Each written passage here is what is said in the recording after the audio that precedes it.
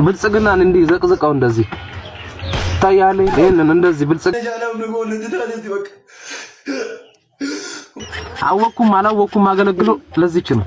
እዚህ ብቻ አይደለም ደማችን የሚፈሰው የሰው ሀገር ሄደንም ደም እናፈሳለን። እናንተ በምትልኩን በምትሰጡን ትእዛዝ መሰረት።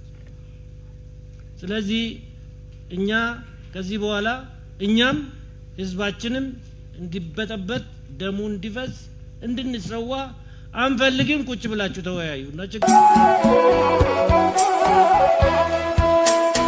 አባቶች የሚታፈሩባት ሽማግሌዎች የሚከበሩበት ዘመን ተረስቶ ስድብ እንደ ጀግንነት፣ ሰላማዊነት እንደ ሞኝነት፣ መከባበር እንደ ኋላ ቀርነት የሚታይበት ሁኔታ ላይ መገኘት የኛም ድርሻ አለበት ሲሉ የጠቅላይ ቤተ ክህነት ዋና ስራ አስኪያጅ ብፁዕ አቡነ ሳዊሮስ ተናገሩ።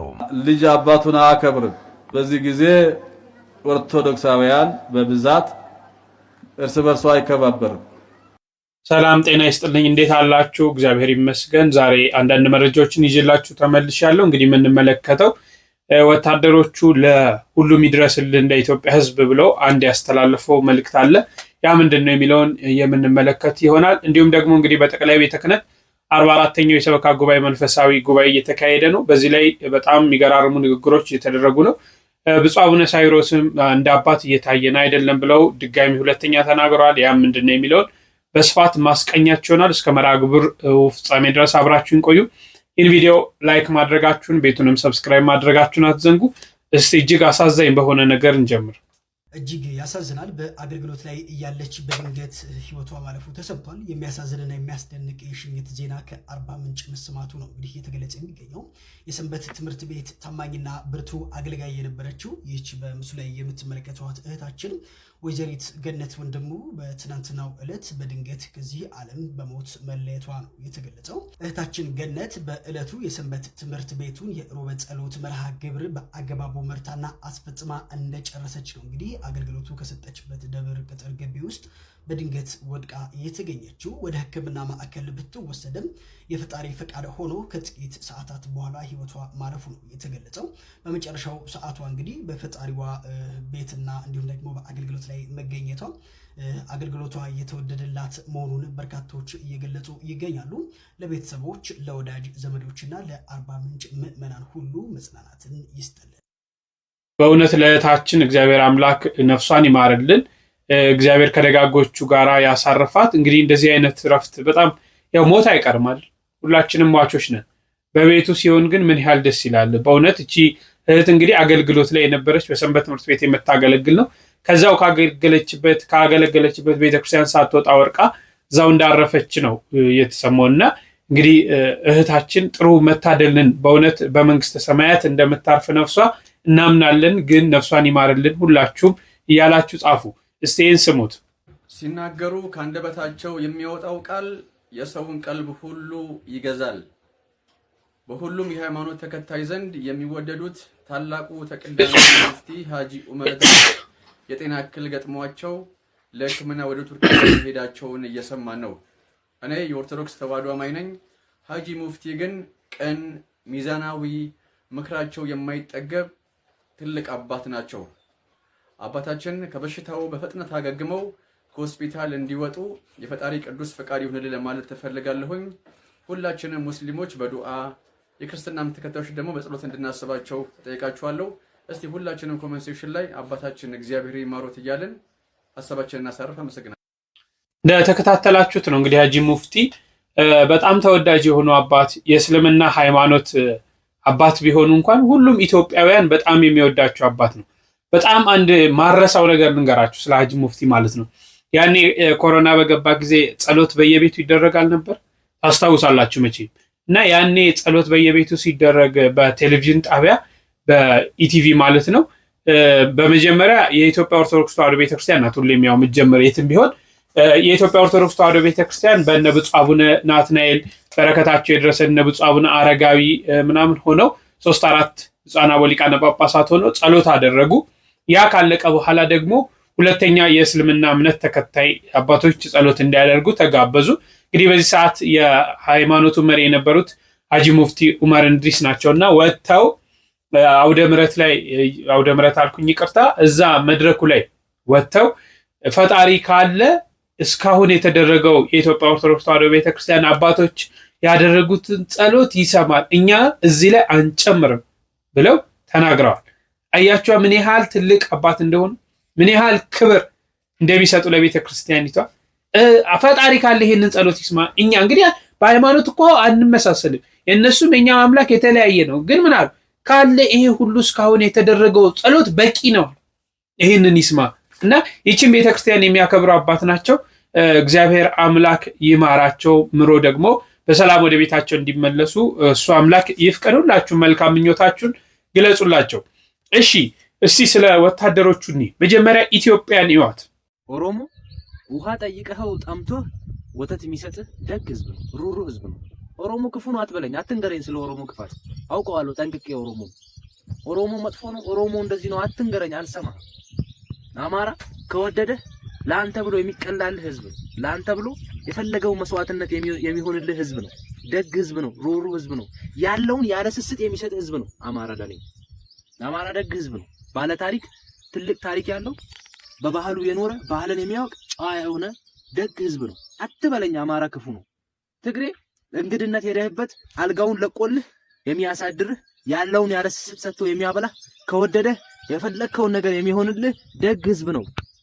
አትበለኝ አማራ ክፉ ነው፣ ኦሮሞ ክፉ ነው፣ ትግሬ ክፉ ነው፣ አልሰማም። ደቡብ ከወደደህ ያለውን ነገር ያለ ስስት የሚሰጥህ ደግ ህዝብ ነው። ሰላምን የሚሰብክ ወደ ሰላም የሚጠራ ደግ ህዝብ ነው። ኦሮሞ ክፉ ነው፣ አማራ ክፉ ነው፣ ደቡብ ክፉ ነው አትበለኝ። ግለሰቦች ባጠፉት፣ ግብዞች ባጠፉት ደጉ ማህበረሰብ የሚወቀስበት ዘመን ያበቃል፣ ይብቃል።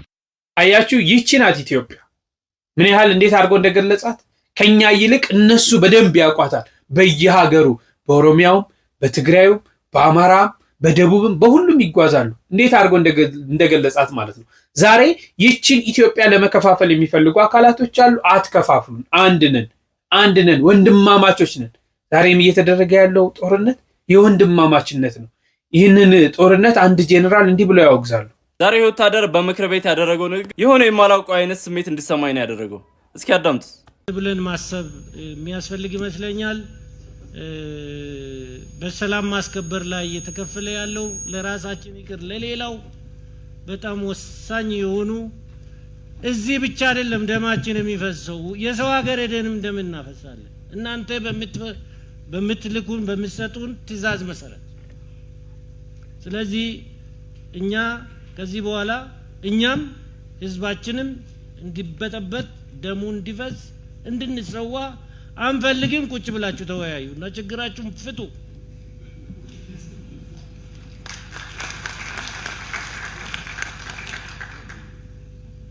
ስለዚህ ይሄ የእያንዳንዱ የኢትዮጵያ ወታደር ድምጽ ነው። ለዚህ ብሔራዊ ምክክር ሁሉንም አስተዋጽኦ ማድረግ አለብን። ሁሉ ጊዜ እኔ ሲመጣ ሁሉም ነገር ይቀየር፣ እኔ ሲመጣ ሁሉም ነገር ቀይረን አዲስ ስርዓት እናመጣለን የሚባለው ነገር በዚህ ዘመን የሚያስከዳ አይመስለኝም። አዎ ቁጭ ብለን እንነጋገር፣ ደማችን ከዚህ በላይ አይፍሰስ። ሌላ ከጠላት ጋር እኮ ራሱ እየተዋጋን ነው። ከጠላት ጋር ስንዋጋ ደማችን ይፈሳል። እርስ በርስ በወንድማማችነት ይሄ መቆም አለበት። በእውነት ቤተክርስቲያን የምታስተምረው የምትሰብከው ይሄ ነው። ጦርነት ለማንም አይጠቅምም። ሰላም፣ ምክንያቱም ወታደሩ እርስ በርስ ወንድማማቾች ነው እያለቅን ያለ ነው። እርስ በርስ ተነጋግሮ ሰላም ማምጣት በጣም የተሻለ ነውና እንደው ጸሎት አድርጎ እግዚአብሔር አምላክ በዚህ ነገር እንዲገባ በዚህ ነገር ውስጥ እንዲገባ ማለት ነው። እሺ አንድ ወታደር ሲያለቅስ ያስተላለፈው መልእክት እስቲ ሁለቱንም ላስቀኛችሁ። ሲያለቅስም ምን እንዳለም ትርጉሙ ገነጃላው ነው ለተዳለቲ በቃ ለተዳለቲ በቃ ጅሬጂ ጎይ ነው ምንቼ ዘወይ ለሚደመጀስ ጅምቱ በሪ ወቶል ቡንጅሩ እንደራራ ማጅራ በቃ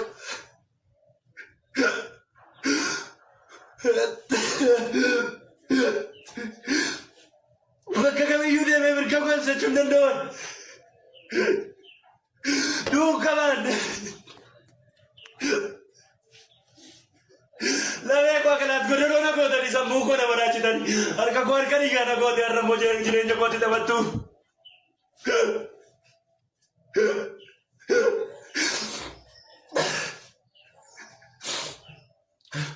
ummanu duga na mata unda branaga warri dhagaa jirtan hundinuu እዚህ ጋር የምትመለከቱት የመንግስት የጸጥታ ኃይል ለሁሉም አድርሱልኝ ሲል በእንባ ያሰራጨው መረጃ ቀልብ ስቧል። የጸጥታ ኃይል ልብስ የለበሰ ይህ ግለሰብ ከህይወቴ በላይ ሆኖብኛል፣ ራሴን አጠፋለሁ፣ ሰውን የሚገል ሰው የለም እንጂ በህይወት እያለው እየተሰቃየ ነው ሲልም ይደመጣል። አክሎም የትም ሄጄ መብቴ መግለጽ አልችልም ወይ የሚል ጥያቄ ከጠየቀ በኋላ መሞት አለብኝ ወይም ብሏል። አጥንቴን ጎርታችሁ አካለ ስንኩል አድርጋችሁኛል፣ አሳብዳችሁ በህይወቴ ትጫወታላችሁ ሲልም ተደምጧል። ምላሽ ከሚመለከተው አካልም ይፈልጋል። በቃ እንገዳደል የሁሉም ሐሳብ በበረሃው ያሉ በዛም ቦታ ሆኖ የሚዋጉ በቃ እንገዳደል ይበቃናል ነው እና እንደው መንግስትም በዚህ ላይ ትኩረት ሰጥቶ አይቶ ነገሩን አይቶ ለሰላም በራቸውን ክፍት አድርገው የሚገዳደሉት ወንድማማቾች ናቸውና ተገናኝተው የሰላም ንግግር ተደርጎ እንደው በ2017 ይበቃናል ያ የመከራ ዘመን ያለፈው። አሁን ደግሞ ይቺ ዘመን ስለ አንድነታችን፣ ስለ ሰላማችን፣ ስለ እድገታችን የምናስብበት ማለት ነው። ሰላም ከሌለ ምንም ነገር ሁሉም ከንቱ ነው። በእውነት ተንቀሳቅሶ መስራት አይቻልም። በተለይ ኢትዮጵያ ውስጥ ያለ ሰው በደንብ ያውቀዋል። እንደፈለገ መግባት አይቻል፣ እንደፈለገ መውጣት አይቻል። ምን ሰዓት ጦርነቱ እንደሚጀመር አይታወቅ። ሰላም ሲኖር ግን ሁሉም ነገር ሰዎች በአቅማቸው በሚችሉት መልኩ ሁሉ እየተጓጓዙ በየቦታው ስራ ሰርተው ቤተሰቦቻቸውን ያስተዳድራሉ፣ የራሳቸውን ህይወት ይመራሉ። አሁን ግን ያ ነገር ሲጠፋ የኑሮ ውድነቱ፣ የተለያየ ጫና፣ እርስ በርስ ቤተሰብ መሞት ከፍተኛ ነውና እንደው ሰላም እንዲመጣ ሁላችን በቻልንበት በቆምንበት ወደ አምላካችን ለጸሎት ፊታችሁን እጃችሁን በዘረጋችሁ ጊዜ ይችን ሀገር አስቧት ለማለት እወዳለሁ። እሺ አንድ ሰው ምን ይላል መሰላችሁ? ይቺ ሀገር እንድትበለጽግ ይህን አድርጉ ይላል። መልካም ኢትዮጵያ እንድትበለጽግ ቁጥር 2 በመጀመሪያው ቪዲዮ ኢትዮጵያ እንድትበለጽግ ከተፈለገ ንጉሱን ይቅርታ መጠየቅ አለብን፣ ንስሐ መግባት አለብን እና ደርግ ያመጣውን የዘር ፖለቲካ እንትን መጨረስ አለብን የሚል ሰርቼ ነበር። ሁለተኛው ደግሞ ባልዋሉበት የዋሉ በውለታቸው ልክ በደላቸው የበዛባቸው ኦርቶዶክሳውያንን በግልጽ ይቅርታ ጠይቀን ንስሐ መግባት አለብን። ኦርቶዶክስ ቤተክርስቲያን ፊደልን በቀረጸች፣ ሃይማኖትን ባስተማረች፣ ሙስሊም ወንድሞችን በመጀመሪያው ሂጅራ በነብዩ መሐመድ ጠቋሚነት ፍትህ ያለባት የሀበሻ ምድር ተብለው እንደተላኩት ተቀብላ እስልምናን ውለታ በዋለች ኦርቶዶክስ ቤተክርስቲያንን መናቅ፣ መሳደብ፣ ማዋረድና ማንኳሰስ ብዙ ዋጋ አስከፍሏል። የተወደዳችሁ እኔ ፕሮቴስታንት እንደሆነ ይታወቃል። ነገር ግን ኦርቶዶክስ ቤተክርስቲያን ለኢትዮጵያ የዋለችውን ውለታ አልክድም። የአስተምህሮ ጉዳይ፣ የዶግማና የቀኖና ጉዳይ ሊኖርብኝ ልዩነት ሊኖረን ይችላል። ነገር ግን መቼም የማረሳው እኔ ያደረገችኝ ይህንን ባህል የሰጠችኝ ይህንን ውበት የሰጠችኝ ድንቅ ቤተክርስቲያን ባለውለታዬ ኦርቶዶክስ ቤተክርስቲያን ነች። ኦርቶዶክስ ቤተክርስቲያንን እንደ ጠላት እያየ ባይዘዌ ኦርቶዶክስ ቤተክርስቲያን ለሙስሊም ወንድሞቼ ባለውለታ ነች። ለዚህ ምስክሬ የሙስሊሞች ታላቁ ነብይ መሐመድ ናቸው። መሄጃ ባጡ ጊዜ ፍትህ ያለባት ሀገር ብለው ኢትዮጵያን የላኳቸው። በነገራችን ላይ በእስልምና እምነት ውስጥ ከመካና ከኢየሩሳሌም ቀጥሎ ሶስተኛዋ ቅዱስ ከተማ ቅዱስ ሀገር ኢትዮጵያ ነች። ይህንን የመሰከሩት ነብይ ናቸው። የመዲናን መገለጥ የመጣው ከመጀመሪያው ሂጅራ በኋላ ነው። ስለዚህ ለእስልምናም ባለውለታ ነች ኢትዮጵያ ኦርቶዶክስ ቤተክርስቲያን። ስለዚህ ኦርቶዶክስ ቤተክርስቲያንን በጣም አታክ ያደረግን ሰዎች፣ የተሳደብን ሰዎች፣ ክብሯን የነሳን ሰዎች በተገቢው ክብር ቦታ ስናስቀምጥ ከጠላትነት አውጥተን እንደ ታላቅ ቤተክርስቲያን ስንመለከታት ያን ጊዜ መጓተቱ ይቀርና የበረከት ምንጮች መፍለቅ ይጀምራሉ። ስለዚህ ልክ ከኃይለ ሥላሴ እኩል ንስሐ መግባት ያለብን ኦርቶዶክስ ቤተክርስቲያን በተመለከተ ለሰራነው ስህተት ነው። ባይዘው ኢትዮጵያ አመዳም የሆነችው ንጉሷን የገደለች ጊዜ ካህኗን ያሰደደች ጊዜ ነው። ያም የደርግ ፔሬድ። የተወደዳችሁ ኢትዮጵያ ትባረካለች። ኢትዮጵያ እንድትባረክ ግን ስለ በደሏ በአደባባይ ንስሐ መግባት አለባት። እግዚአብሔር ኦርቶዶክስ ቤተክርስቲያን ይባርክ። እስልምናን ስላቆየችልን፣ ክርስትናን ስላቆየችልን፣ እስልምናና ክርስትና በሰላም የሚኖርበትን አትሞስፌር ስለፈጠረችልን፣ ስለዚህ ሁሉ ኦርቶዶክስ ቤተክርስቲያን እናከብራለን። ልክ ንስሐ ስንገባ ያን ጊዜ በረከታችን ይጀምራል። ወንድማችሁ ጌዲዮን ከፕሮቴስታንት።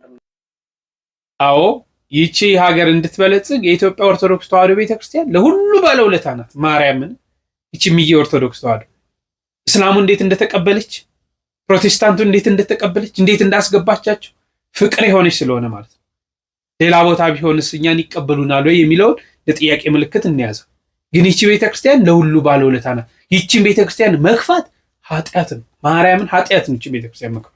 ይቺን ቤተክርስቲያን መግፋት መዘዙ ብዙ ነው። ስለዚህ ይቺ ሀገር እርምጃዋ እንዲያምር፣ ብልጽግናዋ እንዲያምር፣ ሁሉ ነገር እንዲያምር ይቺ ቤተክርስቲያን መገፋት የለባትም። እስቲ ሊቀ ጳጳሱን ዝማሬ ደግሞ ልባችንን እናሳርፍ። አይኑ ዘርግብ ልብሱ ዘመብረቅ አይኑ ዘርግብ ልብሱ ዘመብረቅ ሚካኤል ሚካኤል ሐመልማለ ወርቅ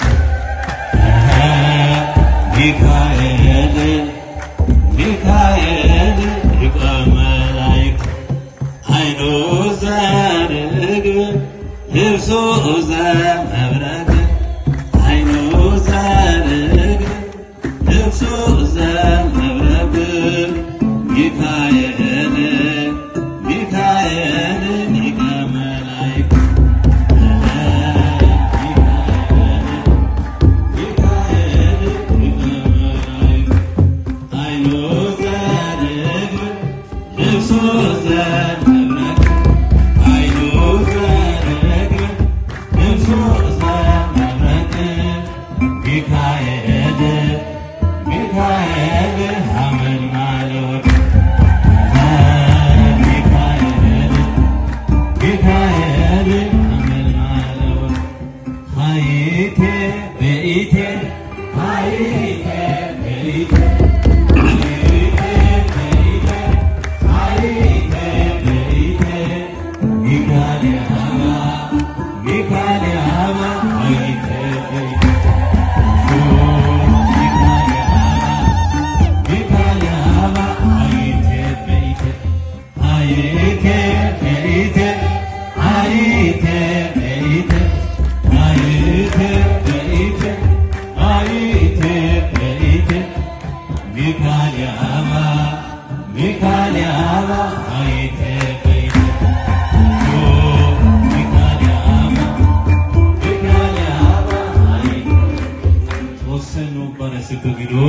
እንደ በርቶሎሜዎስ እውር የነበርኩኝ ዛሬ ግን ለአምላኬ ብርሃን አገኘሁኝ።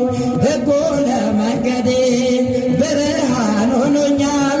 ኢየሱስ ስለሆንኩኝ ሰላሙን ሰጥቶኛል።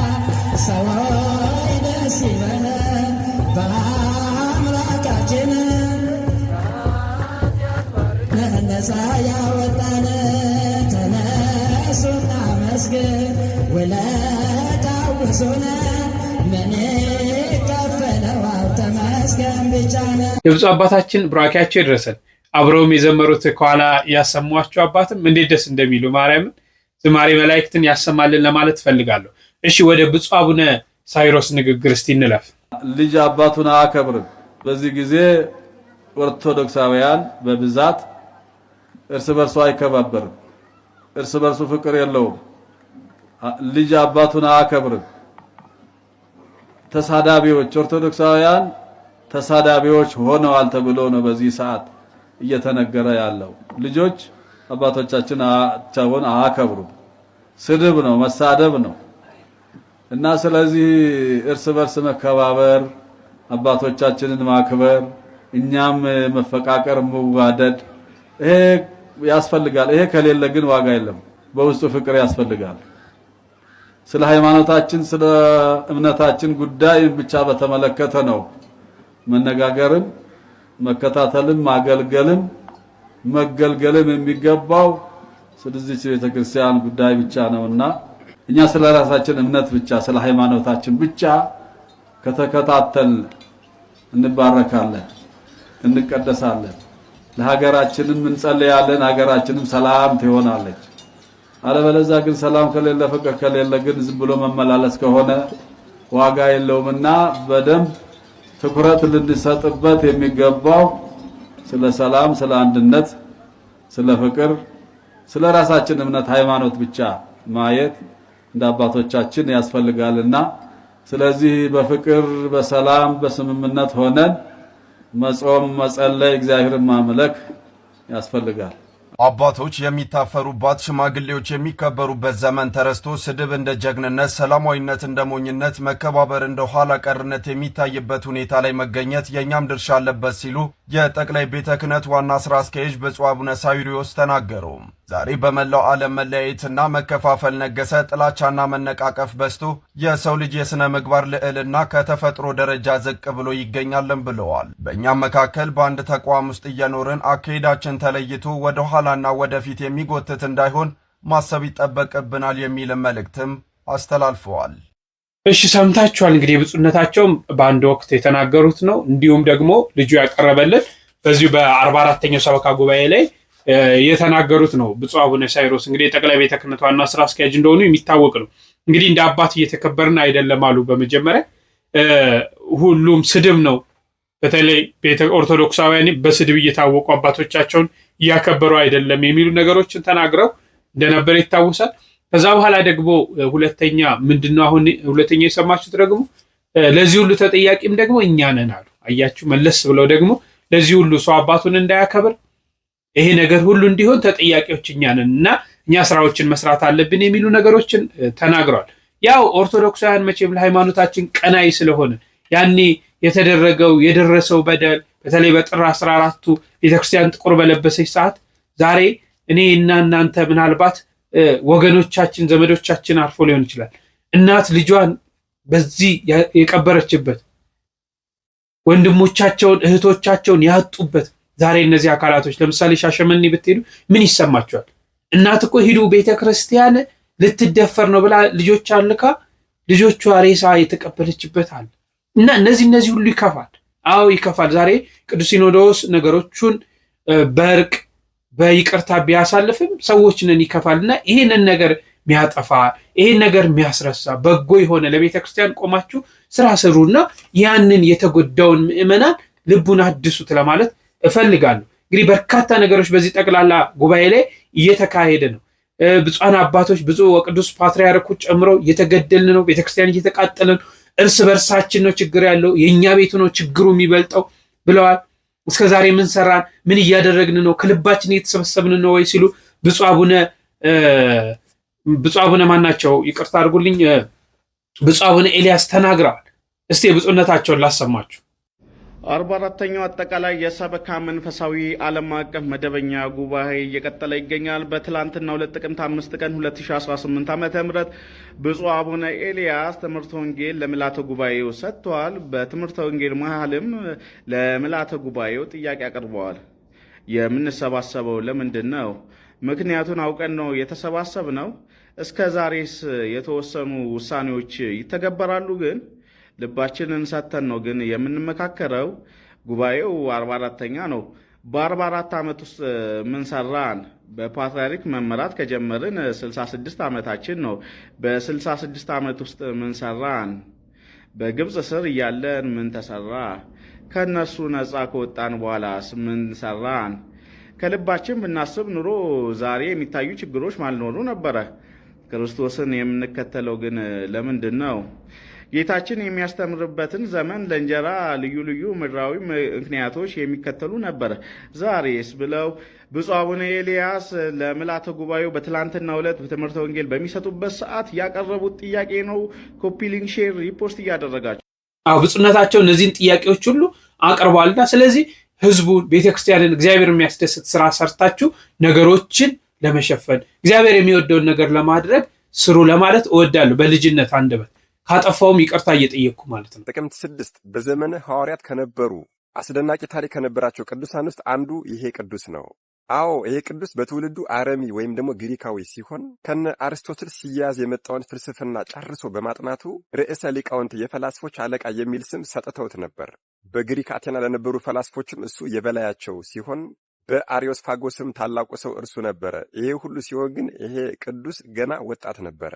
ፈላስፋ ስለሆነ ይመራመር ነበር። እውነተኛውን አምላክ ለማወቅም እጅግ በጣም ይጥር ነበር። አዎ እርሱም ያመልከው ጣዖት እውነተኛ አምላክ እንዳልሆነ አውቋል። ምክንያቱም ምንም ርባና እንደሌለው ተረድቷልና።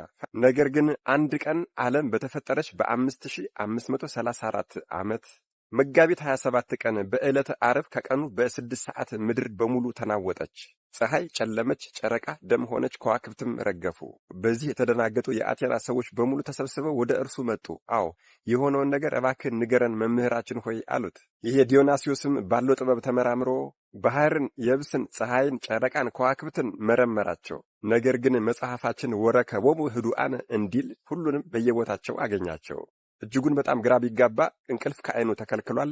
ከዚያም ወደ ቤተ መዛግብት ገብቶ መጽሐፍትን ሲያገላብጥ አርስጥላባ የሚባል ግዙፍ መጽሐፍ አግኝቶ ቢገልጠው እልመክኑን የሚል ጽሑፍ አገኘ። እልመክኑን። በዚህ ሰዓት ይሄ ቅዱስ ወደ ውጭ ወጥቶ ልብሱን ቀድዶ መሬት ላይ ወድቆ አለቀሰ። እነርሱም ደንግጠው መምህራችን ምን ሆንክ ቢሉት የማይታየው አምላክ ቢወርድ በምቀኝነት ተነሳስተው ገደሉት የሚል ጽሑፍ አየሁ አላቸው። እልመክኑን ማለት የማይታይ አምላክ ማለት ነው። ዘኢያስተርኢ ህቡ እስመ አስተርአየ ለነ እሳት በላኢ አምላክነ እንዲል። ከዚህ በኋላ ተከታዮቹን ኡሲፎስና ኦሪያኖስ ይባላሉ ጠርቶ እልመክኑን የሚለውን ጽሑፍ ከቤተ ጣዖቱ በር ላይ ለጥፉት ብሏቸው ለጠፉት። በእንዲህ ያለ ሁኔታ 14 ዓመታት ካለፉ በኋላ ብርሃናተ ዓለም መምህር ወመገስጽ አቤት አቤት አቤት ታላቁ ሊቅና ሐዋርያ ቅዱስ ጳውሎስ ወደ አቴና ወንጌልን እየሰበከ መጣ። ልክ ወደ ከተማዋ ሲገባ የጣዖት በሩ ላይ የተለጠፈውን እልመክኑን የሚለውን ጽሑፍ አየና በዚያ መሰረት ያስተምራቸው ጀመር። ትምህርቱን የሰሙ ሰዎች በሙሉ ሐዋርያውን ይዘው ይሄ ዛሬ ወደምናከብረው ወደ ቅዱስ ዲዮናስዮስ አቀረቡት። ታዲያ እርሱም ምንድነው በደሉ ቢላቸው አዲስ አምላክ ሲያስተምር ሰምተነዋል፣ አግኝተነዋል አሉት። ቅዱስ ጳውሎስም እኔ አዲስ አምላክን የምሰብክላችሁ አይደለሁም፣ ይልቁንስ ከቀድሞም የፈጠራችሁ ቀጥሎም የሞተላችሁ እናንተ ሳታውቁት እልመክኑን ብላችሁ በጣዖታችሁ በር ላይ አስቀምጣችሁ የምታመልኩት አምላክ ኢየሱስ ክርስቶስን የሰበኩላችሁ አለ። ዲዮናስዮስም ለዚህ ምን ምልክት አለህ ቢለው አባታችን ቅዱስ ጳውሎስም የዛሬ 14 ዓመት መጋቢት 27 በዕለተ ዓርብ ከቀኑ 6 ሰዓት ላይ ድንቅ ተአምራት ሲፈጸሙ አላያችሁምን አለ። እነዚህ ሁሉ የተደረጉት እኮ በስቅለቱ ጊዜ ነው አላቸው። ታላቁ ፈላስፋ ዲዮናስዮስም ጥያቄው ተመልሶለታልና ፈጥኖ በኢየሱስ ክርስቶስ ወዲያው አመነ። የአካባቢው ጠቢባንና ሕዝቦችም ከመሪያቸው ጋር በአንድ ላይ አምነው ተጠመቁ። ቅዱስ ጳውሎስም ይህንን ቅዱስ ዲዮናስዮስን አስተምሮ የአቴና ሊቀ ጳጳስ አድርጎ ሾመው። ቅዱስም ክርስቲያኖችን ያበዛ፣ ወንጌልን ይሰብክ፣ ሕዝቡንም ይሰበስብ ነበር። በመጀመሪያው 100 ክፍለ ዘመንም በመንፈስ ቅዱስ ተመርቶ እጅግ በጣም ብዙ ድርሰቶችን ደረሰ። ዛሬም ድረስ ሃይማኖተ አበው ውስጥ የሚገኘውና የሚነበበው ሃይማኖተ አበው ዘቅዱስ ዲዮናስዮስ ጣዕሙ ልዩ ነው። ይሄ ቅዱስ በወንጌል አገልግሎት ለብዙ ዘመናት ከተጋ በኋላ የአካባቢው አገረ ገዢ በዚህች ቀን አንገቱን አሰይፎታል። እጅግ በጣም የሚገርመውን ነገር አሁን ልንገራችሁ። ይሄ ቅዱስ ሲገደል ወይም ደግሞ አንገቱን ሲሰየፍ ሰው ስላልነበረ ይሄ ቅዱስ ነፍስ ዘርቶበት ተነሳና ራቅ ብላ ተቆርጣ የወደቀች አንገቱን አነሳና በጎኑ አቅፎ ደቀ መዛሙርቱ ካሉበት ቦታ ሲደርስ አንገቱን ዘንበል አደረገ። ምዕመናኑና ደቀ መዛሙርቱም እያለቀሱና እየዘመሩ ቀብረውታል። ይህ ድንቅ የሆነ ፈላስፋና ሐዋርያዊ ዕውቀቱ ፍልስፍናው ወደ ገደል ያልጣለውና ያልከተተው ታላቁ አባታችን ቅዱስ ዲዮናስዮስ ነገ ጥቅምት 6 የዕረፍት በዓሉ ነው። መድኃኔ ዓለም ኢየሱስ ክርስቶስ ከታላቁ ሐዋርያዊ ሊቅ ከቅዱስ ዲዮናስዮስ ረድኤት፣ በረከት፣ ምልጃ፣ ቃል ኪዳን፣ ፍቅር አይለየን። አሜን። መናፍቃን የሚያነሷቸውን ጥያቄዎች ከየት ነው የመጡት ብላችሁ ከመረመራችሁ ከፈሪሳውያን ነው። ሁሉንም ጥያቄ ብታዩት አስተውላችሁ ከሄዳችሁ አላውቅም። ሁሉም ጥያቄ ልዩነታችን በኦርቶዶክስና በሌላው እምነት ልዩነት ምንድነው? እኛ ኢየሱስ ክርስቶስ ያለውን እንቀበላለን። እነሱ ጸሐፍትና ፈሪሳውያን ያሉትን ይቀበላሉ። በቃ ይሄ ነው ልዩነቱ። ማርያም ስንት ልጅ ወልዳለች? ስንት ልጅ ወልዳለች? ስንት ልጅ ወልዳለች? አንድ። ምክንያቱም መጽሐፍ ቅዱስ የነገረን ይሄንን ነው አይደል? እምነታችን የነገረን ይሄን የተማነው ይሄንን ነው። ሌሎች ሰዎች ፈሪሳውያን ግን ምን አሉ? ወንድሞቹን አናቃቸውም እህቶቹን አናቃቸውም አሉ። እችን ለቀም አረጉና መናፍቃን ማርያም ሌላ ልጅ አላት አሉ። ላቲ ስብሐት ለስም አጠራሯ ክብር ምስጋና ይግባት። ልዩነቱ ይሄ ነው። ለምሳሌ በእኔና በእናንተ ዘንድ ኢየሱስ ምንድነው? አማላጅ ወይስ አምላክ? ሰው ወይስ አምላክ? ፍጡር ወይስ ፈጣሪ? ለስም አጠራሩ ክብር ምስጋና ይግባው። ይሄንን የምናየው እኛ በወንጌሉ ላይ ስላለ ነው። ለምሳሌ ዮሐንስ ወንጌላዊ ምን አለ? በመጀመሪያ ቃል ነበር፣ ቃል በእግዚአብሔር ዘንድ ነበር፣ ቃል እግዚአብሔር ነው፣ ቃልም ሥጋ ሆነ። ሥጋ ሆነ?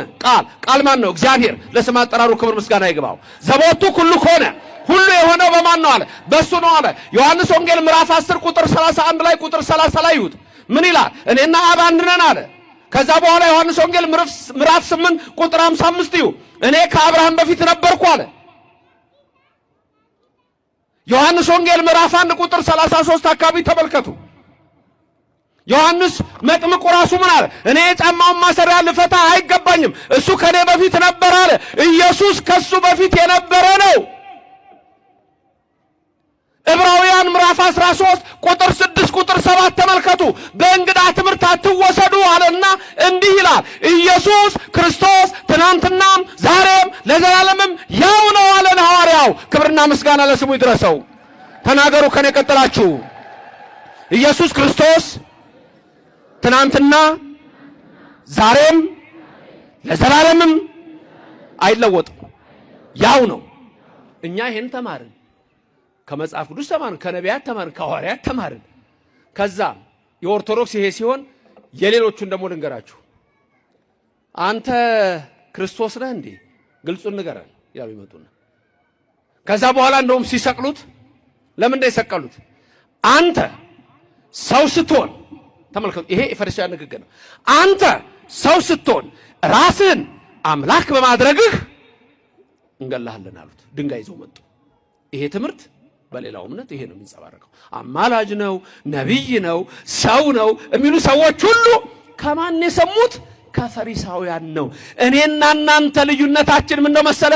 1 ከእግዚአብሔር፣ 2 ከነቢያት፣ 3 ከሐዋርያት፣ 4 ከጠበብት፣ 5 ከጸሐፍት፣ 6 ከመተርጉማን፣ 7 ከሊቃውንት ሰምተን በእምነታችን ጸንተን ኦርቶዶክስ ተዋሕዶ ብለን የምንኖር ርዕቲት ሃይማኖት የተባለችው ለዚህ ነው። ክብርና ምስጋና ለስሙ ይድረሰው። እግዚአብሔር የተመሰገነ ይሁን። ማንን ነበር ወደ እናንተ ልካለሁ ያለው? አንደኛ፣ ሁለተኛ፣ ሶስተኛ ጠበብት፣ 4 ጸሐፍትን። ከዛስ እናንተ እነዚህን ትቀበላላችሁ አትቀበሉ? ወደ እናንተ ልካለሁ አላችሁ ኢየሱስ። ትቀበላላችሁ አትቀበሉ? ሌሎች አይቀበሉም። የማይቀበሉ ምን ተባሉ? የእባብ ልጆች። ለመምህሮቻችን ቃለ ሕይወትን ያሰማልን። እኛም በሰማነው 30 60 መቶ ያማሩ ፍሬዎችን ለማፍራት ያብቃል። እንግዲህ አምላካችን እግዚአብሔር በቃችሁ ብሎ ሰላም የምንሰማበት የሰላም ዝማሬ የሚዘመርበት ቤተክርስቲያናችን ሰላም ሀገራችን ሰላም የምትሆንበትን ወቅት ያምጣልን ለማለት እወዳለሁ። ሁላችሁም ባለድርሻ አካላት ናችሁ። ሁላችሁም ይመለከታችኋል። በእግዚአብሔር ፊት ለጸሎት በቆማችሁ ጊዜ እግዚአብሔር አምላክ ሰላም እንዲያመጣ ጦርነትን እንዲያስቆምልን ጸሎት ማድረጋችሁን እንዳትረሱ። መንግስትም ይህንን ትኩረት ሰጥቶ እንዲሰራ እግዚአብሔር አምላክ ሁላችንንም ረድቶን የሰላም አየር ምን ተነፍስበት ሀገር ያደርግልን ለማለት እወዳለሁ። በሌላ መርሃ ግብር እስካገኛችሁ ድረስ እጅግ አከብራችኋለሁ። ቸር ቆዩልኝ።